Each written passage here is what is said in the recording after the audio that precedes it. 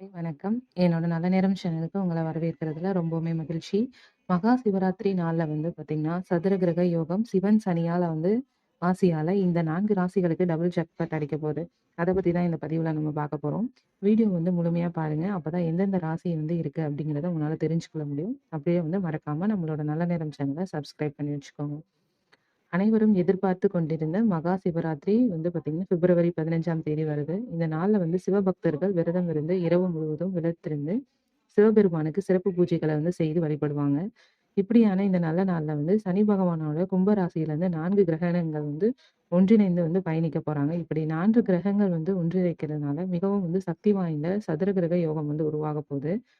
தற்போது வந்து நிழல் கிரகமான ராகு கிரகங்களோட இளவரசனாக கருதப்படும் புதன், அதுக்கப்புறம் வந்து செல்வத்தின் காரணியாக சுக்கிரனும் கும்பராசியில வந்து பயணிச்சுட்டு வராங்க. ஆனா, மகா சிவராத்திரிக்கு முன்பு, அதாவது பிப்ரவரி 13ஆம் தேதி சூரியன் வந்து கும்பராசியில நுழைவாரு. இதனால மகா சிவராத்திரி நாளில வந்து கும்பராசியில 4 கிரகங்களோட சேர்க்கை வந்து சதுர் கிரக யோகம் அப்படிங்கிறது உருவாகுது. இந்த யோகத்தோட தாக்கம் வந்து அனைத்து ராசிக்காரர்களோட வாழ்க்கையில காணப்பட்டாலும், சில ராசிக்காரர்கள் சிறப்பான பலன்கள வந்து பெறப் போறாங்க. அதுவும் எந்தெந்த ராசிக்காரர்கள் சனி மற்றும் சிவபெருமானோட ஆசிகள வந்து பெறப் போறாங்க. இப்போது அந்த அதிர்ஷ்ட ராசிகள் யார் யார் அப்படிங்கிறத பார்க்கலாம். முதலாவதா இருக்கிறது வந்து பார்த்தீங்கன்னா, மேசராசி. மேசராசியின் 11வது வீட்ல வந்து 4 கிரகங்களோட சேர்க்கையால இந்த சதுர் கிரக யோகம் வந்து உருவாகுது. இதனால இந்த ராசிக்காரர்களோட நிதி நிலைமை நல்ல முன்னேற்றத்த வந்து காண்பாங்க. சிக்கிய பணம் வந்து கைக்கு வந்து சேரும். செலவுகள் எல்லாமே குறைய காலம் வந்துருச்சு. முதலீடுகள்ல இருந்து நல்ல லாபம் கிடைக்கும். வேலை தேடுறவங்களுக்கு நல்ல வேலை கிடைக்கும் வாய்ப்பு இருக்கு. வணிகர்கள் வந்து நல்ல லாபத்த வந்து பெறுவாங்க. சமூகத்துல வந்து கௌரவமும் அதிகரிக்க போகுது. பணிபுரிகிறவங்க அலுவலகத்துல வந்து அதிர்ஷ்டத்தின் ஆதரவால வேலைய வந்து வெற்றிய வந்து பெறப் போறீங்க. 2வதா வந்து பார்த்தீங்கன்னா, மகர ராசி. மகர ராசியோட 2வது வீட்ல 4 கிரகங்களோட சேர்க்கையால சதுர் கிரக யோகம் வந்து உருவாகுது. இதனால இதுவரை வந்து நீங்க சந்திச்சு வந்த பண பிரச்சனைகள் எல்லாமே முடிவுக்கு வரப்போது. நீதிமன்ற வழக்குகள் வந்து வெற்றி கிடைக்கும். கடனால சந்திச்சு வந்த மன அழுத்தம் குறையும். செலவுகள வந்து குறைச்சீங்க அப்படின்னா, வங்கி இருப்பு வந்து அதிகரிக்கும். நீண்ட காலமா நிலுவையில இருக்கக்கூடிய வேலைகள் எல்லாமே வெற்றிகரமா வந்து முடிவடைய காலம் வந்துருச்சு.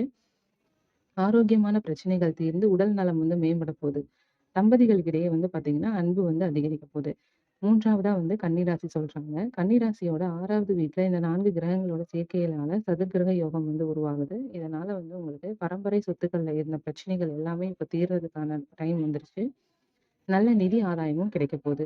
புதுசா வீடு, அதுக்கப்புறம் வந்து பார்த்தீங்கன்னா, காரு, பைக் இந்த மாரி அங்க வாங்குறதுக்கான வாய்ப்புகள் நெறைய இருக்கு. இந்த காலத்துல வந்து நீங்க எந்த விஷயத்த வந்து ஸ்டார்ட் பண்ணீங்கனாலும் நல்ல பலன்கள வந்து குடுக்கும்.